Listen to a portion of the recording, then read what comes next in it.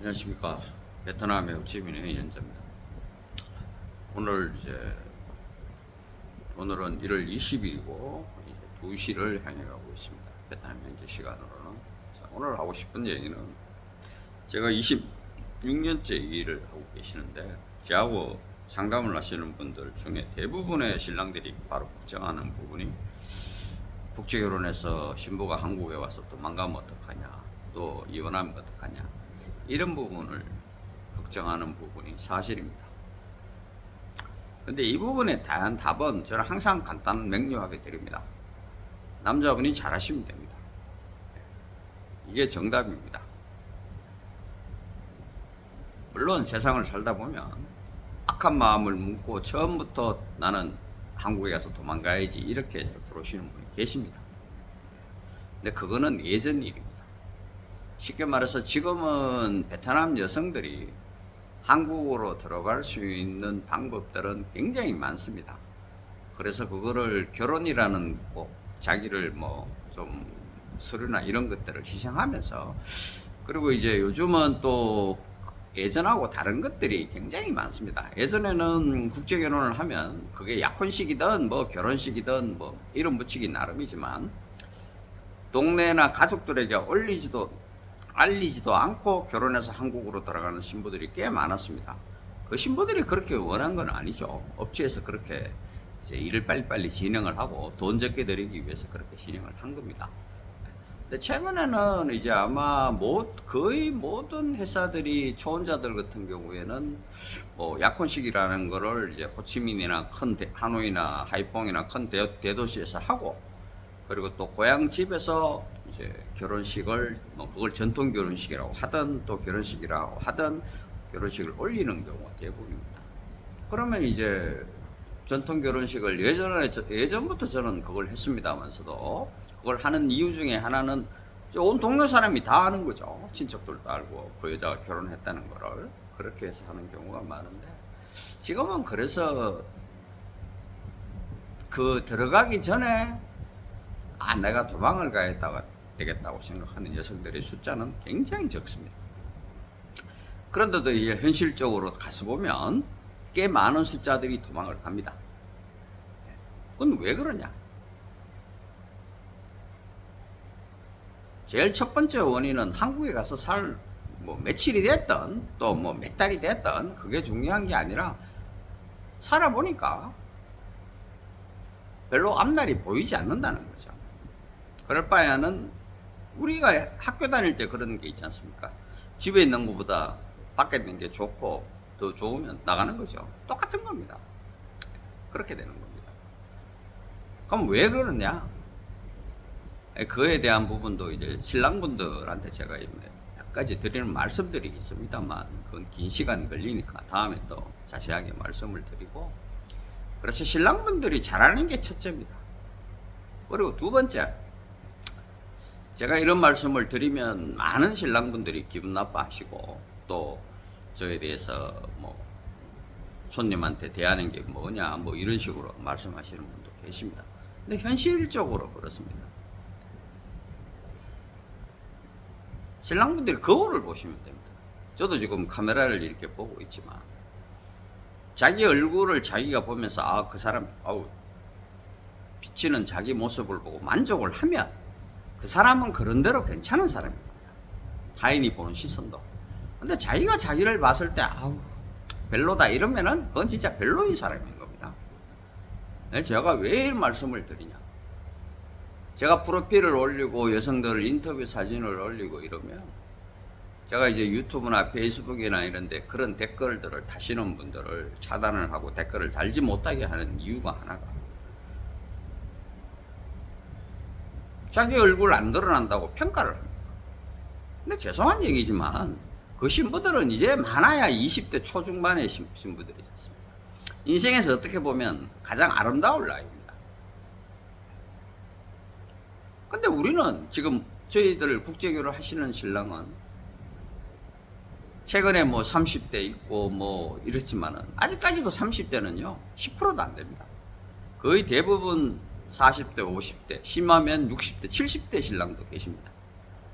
저는 70대까지는 아니었지만 67세인가 5세인가 정도까지 해봤는데, 그런 분들이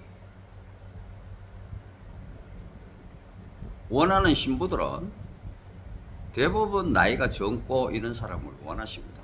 물론 뭐 그 중에 어떤 분들은 나이 차가 별로 안 났으면 좋겠다 이런 신부들이 있죠. 근데 그런 신랑분들이 원하는 신부도 나이 차이는 안 나지만 관리가 돼 있고 이쁜 신부를 찾습니다. 근데 제가 말씀을 드리죠. 현실적으로 나이가 40이 넘고 50 가까이 된 신부가 없는 게 아니라 그렇게 해도 재혼하고 싶어하는 신부님도 계셔요, 여기서도.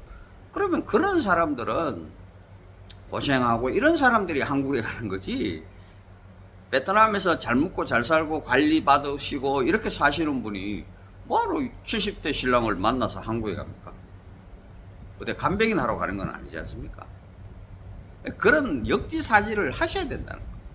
그런 생각 없이 단순히 그냥 내가 좋아하는 여자, 내가 마음에 드는 여자하고 만나서 결혼을 하고 싶다.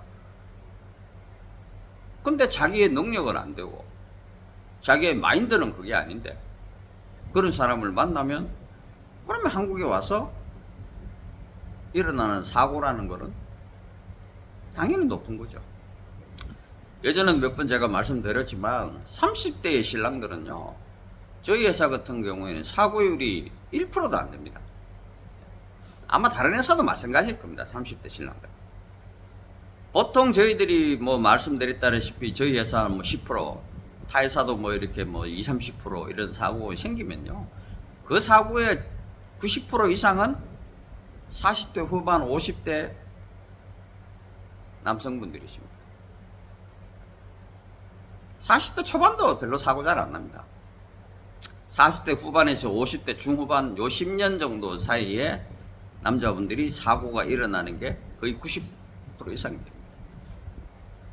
그럼 왜 그렇겠습니까? 제가 그분들을 폄하하려는 것도 아니지만 저 역시도 마찬가지예요. 나이가 60이 이렇게 넘다 보니까요, 한 가지 느끼는 게요, 사람은 잘 변하지 않습니다. 그리고 변하지도 않습니다. 남이 잔소리 한다고 그 말 듣고 변할 수 없어요. 근데 나이가 들면은요, 그게 누가 됐든 간에 잔소리를 계속 하게 됩니다. 근데 부인들 입장에서는 보세요. 나이 차이가 많든 적든 자기 아버지 같은 나이 또리지만은 자기 아버지는 아니잖아요. 아버지가 자식들한테 잔소리해도 그게 듣기 싫어서 말하는 세상인데, 심지어는 이제 그 사람은 제 남편인데 남편이 저한테 이래라 저래라 뭐 어떻게 해라, 물론 이제 그분들이 하시는 건 있죠. 한국에 대해서 잘 모르니까 그래서 가르쳐 주는 거다. 근데 가르쳐도 안 변합니다, 사람은. 그걸 그렇게 하다 보면 큰 소리가 나고, 남을 변하게 하려면 그냥 그렇게 하지 마세요. 인정하시면 돼요. 어떤 분들은 그런 얘기합니다. 뭐 베트남 여자들이 게으르다, 거짓말을 많이 한다, 어쩐다 저쩐다, 막 불평 불만들을 쏟아놓습니다. 물론 안 그런 신부도 있겠죠. 그럼 저는 그런 얘기합니다. 그럼 사장님은 어떻습니까?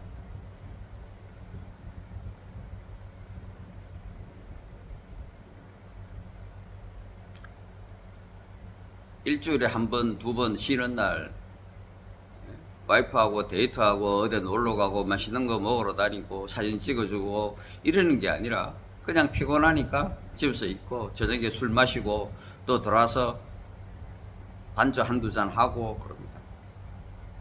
얘기 들어보면 물론 그게 우리가 생각하는, 흔히 우리 또래에서 생각하는 그런 모습에서 나쁜 건 아니죠. 뭐 밥 먹으면서 뭐 소주 반주로 적으면 뭐 몇 잔, 많으면 뭐 한 병 정도 이렇게 마시는 게 그게 많이 마신다고 하지도 않죠. 그렇지만 그거를 반대로 생각하면 신부들한테는 매일 술 먹는 게 되는 겁니다, 그런 게. 그래서 이런 변화의 그게도 없이 그냥 결혼을 하시면, 제가 말씀드리잖아요. 결혼을 하는 게 중요한 게 아니잖아요. 결혼을 했습니다. 또 회사에서 뭐라고 아까 좀 전에 앞으로 돌아가면 왜 한국에 가서 신부들이 야 이게 아니다 싶으냐 하면, 신부들도 신랑들에 대한 프로필을 봤거든요. 근데 그 프로필을 봤는데 막상 한국에 가보면 그 프로필하고 다른 신랑들이 굉장히 많답니다. 직업부터 사는 곳, 뭐 물론 그게 뭐 누가 중간에서 거짓말을 했고 그럴 수도 있겠죠. 신랑들이 뭐 했는지 어쩐지도 모르겠지만은 뭐 월급 이런 모든 것들에 대해서 신부들이 실망이 오니까, 그러니까 뭐 우리가 말이 통하고 이런 사이 같으면 앉아서 차분히 얘기를 할 수 있겠지만 사실 그런 게 잘 안 되잖아요. 국제결혼을 하다 보면. 국제결혼에서 가장 중요한 건 말이에요. 그리고 그 다음에 중요한 건 저는 봐서는 경제력입니다. 근데 그 두 가지가 안 되면 신부들 입장에서는 내가 이 사람하고 평생을 고생을 해서 뭘 이룰 수가 없다면 빨리 한 살이라도 젊었을 때 바깥에 나가서 돈이라도 벌자 이런 생각을 하게 된다는 거죠. 저희들도 그런 부분에 대해서는 참 안타깝게 생각하지만 현실이 그렇습니다. 현실이. 또 최근에 이렇게 보면 그런 회사들이 가끔 가다가 있습니다. 결혼 비용이 뭐 기본적으로 4천에서 한 7천 정도까지 뭐 이것저것 다 하면 들어가는 그런 회사들이 있습니다. 놀랍지만. 근데 그런 회사들 손님 꽤 됩니다. 근데 왜 그렇게 하는 줄 아세요? 저도 예전에 기본적인 그 비용이 한 2,500 정도, 2,500에서 결혼식까지 모두 다 하면 한 3,000 정도 이렇게 들어가게 만들어 놨었거든요. 그걸 그렇게 하는 이유들은 아주 간단합니다. 그런 신랑들한테 시집가는 신부는 사고율이 굉장히 줄어듭니다. 왜냐하면 신랑들이 그런 비용을 지불하고 시간을 쓸 수 있고 베트남을 뭐 2번, 3번, 4번 다닐 수 있고 또 그런 개인적으로 와서 신부들한테 뭐 한 번 들어오면 뭐 최하 한 200 정도는 깨지잖아요. 뭐 항공료, 뭐 교통비, 뭐 호텔, 그 다음에 여기서 데이트 비용, 뭐 그리고 또 가끔 가다가 신부한테 용돈도 따로 줘야 되고 선물도 줘야 되고 또 처가에 한 번씩 또 가면 또 인사도 해야 되니까 기본적으로 한 200 정도는 깨진다고 봐야 되거든요. 그럼 4-5번 오면 한 돈 1,000만 원 자기가 쓰는 거예요. 자기 개인적인 신랑의 비용으로. 회사하고 상관없이. 그럼 그렇게 하는 신랑들은 그만한 여유가 있는 거예요. 시간적 여유도 있어야죠. 그 국제결혼을 하시는 분들이 뭐 자기는 열심히 그냥 일해서 신부하고 잘 살고 이렇게 해서 열심히 일한다는 걸로 이렇게 위안을 삼으시는 분들이 계세요. 근데 그거 생각보다 굉장히 위험한 생각입니다. 자, 생각을 해보세요. 신부가 한국에 들어가기 전까지는 어떻게 저렇게 해서 신랑 혼자만 바라보고 또 회사에서 기숙사에서 생활하고 뭐 이러다 보니까 또 한국에 가고 싶은 마음이 있으니까 참고 왔어요. 근데 왔는데 보니까 신랑은 뭐 굉장히 바빠요. 또 바쁘다 보니까 평일날 굉장히 바쁘다 보니까 토요일 일요일날도 뭐 잘 쉬지도 않고 놀러 가지도 않고 뭐 그래요. 근데 자기가 이제 뭐 계속 집에 있는 건 아니잖아요. 그럼 이제 조금 바깥에 돌아다니 보면 나가면 자기 또래 젊은 친구들이 손님 많잖아요. 그리고 죄송하지만 요즘 뭐 우리나라에서 뭐 그게 그 여자가 결혼을 했던 또 아니면 이혼을 했던 애기가 있던 그걸 뭐 예전처럼 뭐 총각이 그런 사람을 만난다 이런 건 없었지만 요즘은 크게 상관없이 만나더라고요. 그러다 보니까 한국에 입국해서 1년, 2년, 뭐 심지어 또 국적을 따고 나면 이제 그런 사고들이 생기는 거예요. 그럼 그게 그 여자분 잘못이라고 말할 수 있냐는 거죠.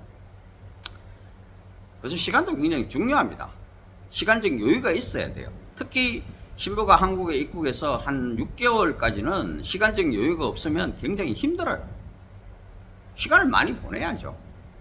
제가 26년째 이 일을 하고 있다 그러지만 아주 가끔이지만 공항에 나가면은 저한테 이렇게 아는 척 하는 신부들이 있어요. 근데 저는 잘 모르죠. 왜냐하면 신부들이 한 3-4년 지나면 확 바뀌거든요, 얼굴이. 누구냐고 물으면 자기 이제 누구다 그러면 이제 신랑 이름을 대면 좀 기억이 대충 남아요. 신랑들은 이제 이름이 익숙하니까. 그럼 이제 앉아서 커피 한 잔 마시고 이러보면 잘 살고 있냐 물으면 잘 산다, 뭐 사장님 고맙습니다 이런 신부들이 있어요. 그런 신부들의 공통적인 특징이 뭐냐? 그 신랑이 결혼하고 나서 초기에 굉장히 자기한테 잘했다는 겁니다. 그래서 지금 이제 세월이 흐르고 시간이 흘러서 이제 뭐 회사에서도 뭐 정년퇴직을 했는 사람도 있고 정년퇴직 가까운 사람도 있고 이제 이러면은 임금 피크전이 뭐 이래서 이제 수익도 줄어들잖아요. 그러면 어느 순간 이제 신부들이 자기들보다 수익이 낮아져요. 우리나라는 특히나 이제 뭐 외국인이라고 해서 최저임금제가 다르게 적용되는 게 아니다 보니까 신부들 중에 가끔 이렇게 얘기를 해보면 월 400 이상 버는 신부들이 굉장히 많습니다.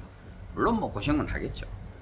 그렇지만 베트남에서는 월 400을 고생한다고 하고 그래도 400이라고 그러면 죽고 살기로 하는 거죠. 그렇게 돼버린다는 거예요. 어느 시점이 되면.